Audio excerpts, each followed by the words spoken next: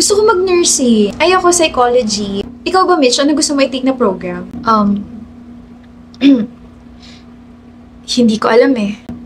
Pinag-iisipan ko pa. Pinag-iisipan? Pero ang totoo, hindi ko talaga alam kung anong gusto ko. Ooh. Insan! Long time no see ah. Ano? Architect ka na ba, Mitch? Hindi pa eh. Huh? Eh di ba 2 years ka nang graduate? Anong gagawin mo sa tinapos mo? Nagre-review pa kasi ako para kapag nag-take ako, sure na pasado na. Nagre-review? Pero ang totoo, hanggang ngayon hindi ko alam kung anong gusto kong trabaho. Revise this, Mitch. Po? Bingi ka ba o bobo lang? I said revise that paper. Mali po lahat? Gumraduate ka ba talaga ng magna cum laude? Sabi ko, i-revise mo yung paper. Eh di mali lahat! Kaya ka siguro hindi nagtitake ng board exam for the architecture kasi bobo ka, no? O baka naman nag-take ka na tapos bumagsak ka lang.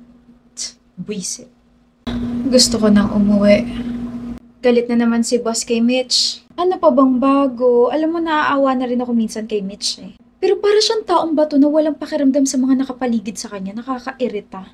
Ano kayang mararamdaman niya kapag nalaman niyang pinarevise sa kanya yung paper kahit wala namang mali doon? I mean, puro tama yung mga pinapasa niyang paper pero grabe, nakakaloka talaga si boss. Naku, mukhang wala pa rin namang magiging reaksyon yun. Baka nga kapag sinampal siya, magtrabaho lang yun eh. Ang weird niya, no? I'm just glad na we're not friends with her.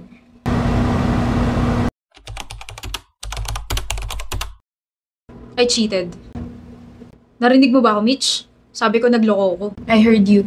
Tapos ganyan lang yung reaction mo? Nag-cheat ka ba para lang makita yung reaction ko? The heck, Mitch? Alam mo, pagod na ako maging girlfriend ka. Nung tinanong kita kung gusto mo ba akong pakasalan, sabi mo hindi mo alam. Sino matinong babae yung sasagot ng ganun? Mahal kita pero hindi ko kasi talaga alam. Sige, ganito ah. Kung iiwan ko yung side chick ko tapos magpo-propose ulit ako sa'yo, let's say, in 3 years, pakakasalan mo ba ako? Kahit na hindi ko malaman na niloko mo ko, I still can see myself marrying you. I don't know about the future. I don't know. You're sick. You're insensitive. This is why no one loves you. Kasi you don't know how to live with the people around you.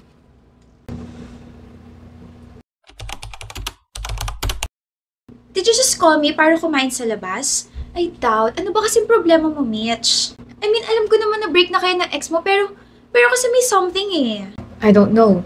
Huh? Pwede ba yun? Hindi ko alam kung saan ako pupunta, Sofia. Uy, malapit na tayo sa bahay niyo. Ano sinasabi mo? I don't know where you are going. Wait. Are you crying? Everyone around me, they figured out kung ano gusto nilang gawin sa buhay. Ano gusto nilang trabaho, program, and they have this future and their mind is sobrang clear, but I don't know where I'm going. Hindi ko alam kung saan ako papunta. Hindi ko alam kung bakit ganito yung nararamdaman ko. Para akong binuhay lang para mabuhay sa mundong to. Hindi ko maintindihan yung sinasabi mo, Mitch.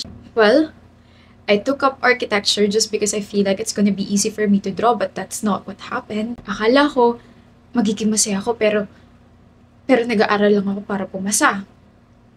You know, nagdo-drawing lang ako kasi yun yung record ng prof. I managed to graduate, but I don't see myself as an architect kaya hindi ako nag-take ng board exam and pumasok na lang ako sa corpo pero gumigising na lang ako kasi kailangan ko ng pera. Tapos niloko ako ng ex ko. Kasi sabi niya, I don't have any future plans kasama siya. Ano magagawa ko? Nahihirapan nga ako. Alam naman pakasalan ko siya hindi ko nga alam kung ano yung gusto ko. Mitch. Hindi na ako masaya. Nahihirapan ako maging masaya. I don't enjoy my life right now. Hindi ko alam kung saan papunta tong buhay ko ngayon. And this is making me frustrated na parang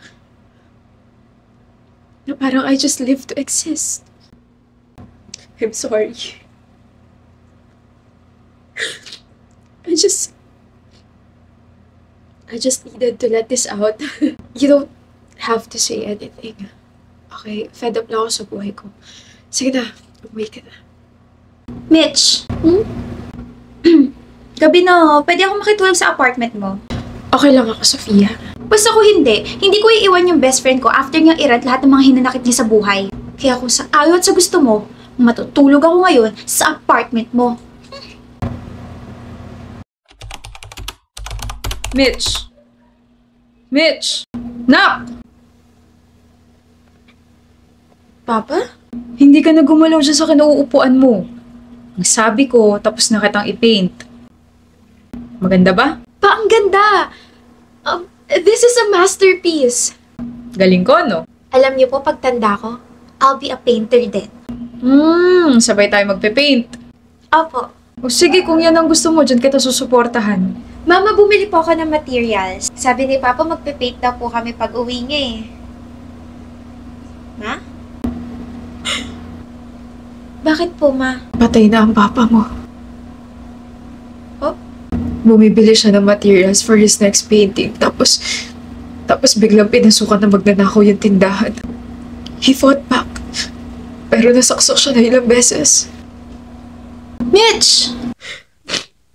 Nananaginip ka. Magbubura muna dapat ako ng makeup tapos naririnig kita tinatawag mo si Tito. Napanaginipan ko si Papa. Huh? And I just realized something.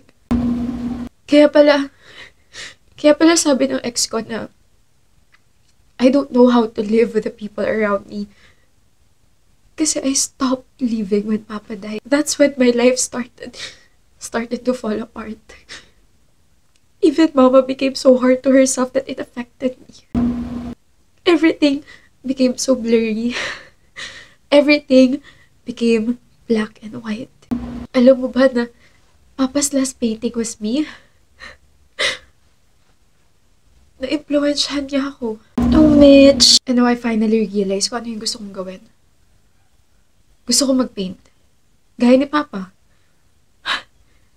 Tinulungan niya ba ako by appearing in my dreams, by showing me how to live with pain and happiness?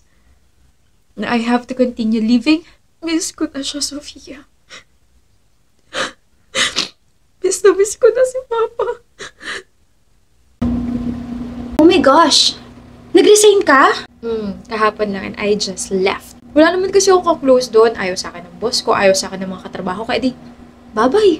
Alam mo, akala ko dun ka na mamamatay kasi tanggap ka lang ng tanggap ng trabaho sa kanila eh. Hindi ka nagre-reklamo kapag ganito-ganyan. Thank you at nakaalis ka na! Oo, Ano nang gagawin mo ngayon nag-resign ka na? We'll still try to figure life, but may nagbago. Alam ko na kung ano yung gusto kong gawin. Hindi ka muna magtatrabaho? May ipon ako, Sofia. Kaya ko sarili ko. Iiwan mo na ako, Mitch. I will paint, I will rest, and I will take my time. Away from all the people who kept on pressuring me, away from my toxic neighbors, away from my ex, away from the city, away from my past work, away from the boring memories I created. Eh di boring ako. You are an exception. Best friend kita, duh. I'm starting to live again. So, I'll be fine alone, exploring the beautiful things around me. Alam mo, ngayon ko na lang ulit nakita yung ngiting yan. Thank you, Mitch. For what? For being alive up until now. Enjoy ka and please don't hesitate to call me. Ganda ng mural na gawa mo. Iba ka talaga, Mitch. Salamat ho. Ako naman next ha, yung pader sa likod ng bahay ko. Gusto ko flowers. Yung malalaki. Opo. Sobra po yung bayad niyo sa akin. Ang galing-galing mo kaya magpinta. Basta okay na yun. Ano ba yan, Aling Narcy? Pero, nabalitaan ko, babalik ka na pala na Maynila, Neng? Opo. After 4 years, babalik na po ako. Feeling ko rin po kasi naiinip na yung best friend ko dun eh. Masaya ka na ba? Okay ka na ba? Okay na po ako. Sobrang okay na po ako. Dalaw ka ha. Mamimiss ka namin dito. Siyempre naman po. Pakilagay na lang po dyan. Thank you. I'm back. Mitch, Give me a hug, best friend. you've changed a lot. Kamusta ka na? Okay na ako, Sofia. Actually, bago ko pumunta rito, pumunta muna ako sa sementeryo. Dinalo ko sila mama at sila papa. Sinabi ko sa kanila na okay na ako, masaya na ako, buhay pa rin ako, tsaka nagpipintura na ako ng mga murals. I'm so proud of you.